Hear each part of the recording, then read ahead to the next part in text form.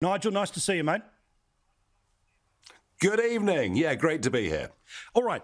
I have heard constantly discussions on your program in the UK and lots of others about a thing called Insulate Britain. Is this like the Extinction Rebellion people, or is it a splinter group offer that's even more extreme? What the hell is it? And because there'll inevitably be an Insulate Australia, so let's all teach everyone tonight.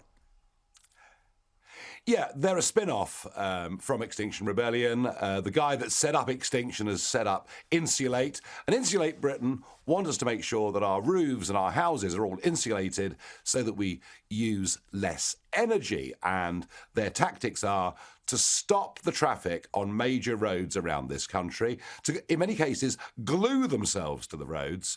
And after a period of time, the police come along and they unglue them, and they take them away.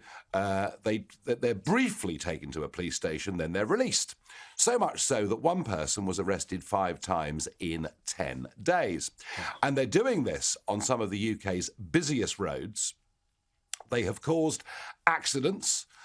They have stopped ambulances from getting to hospital. Their leader, Mr. Hallam, said that even if it was an emergency, if an ambulance had to get to a hospital as an emergency, they would still block its path. And because of that, I've been looking at the law, and I think this actually qualifies as an act of terrorism.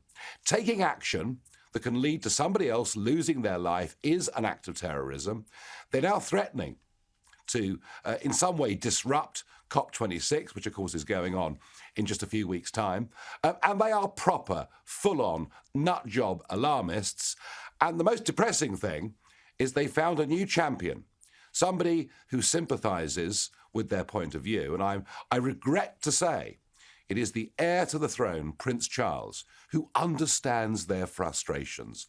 Well, I've got to tell you, the vast majority of the public don't.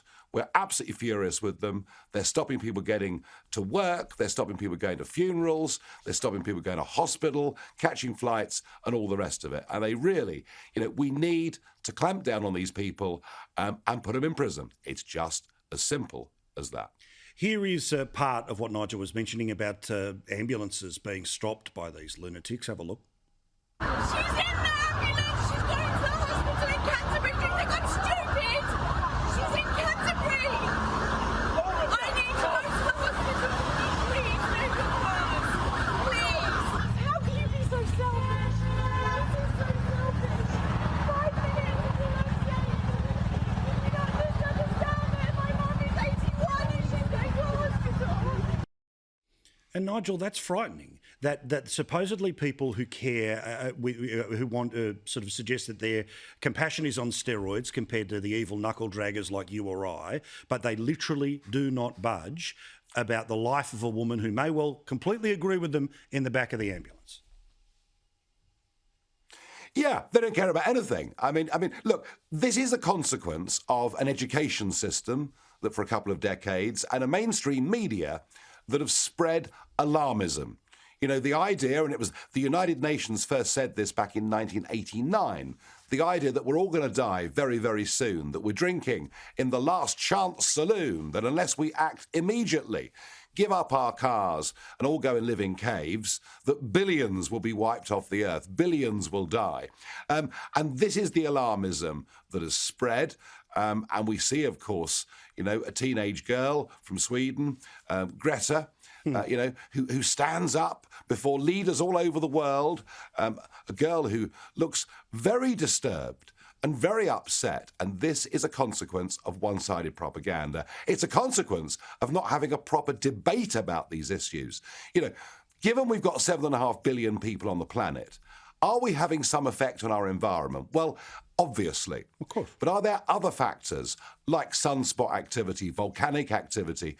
We need to have a more rational, reasoned, balanced debate. And the irony that Insulate Britain are doing it in this country, well, I tell you what they should do, go to Beijing and do it. Because Beijing is by far the world's biggest polluter and biggest producer now of carbon dioxide. This country, we only produce 1% of global CO2 emissions, so the whole thing is ridiculous. And I've had enough, because I was caught in one of those protests. I was trapped for about an hour and a half behind one of those protests on the road, and I think I can speak for the vast majority. We've had enough of this selfish, stupid behaviour.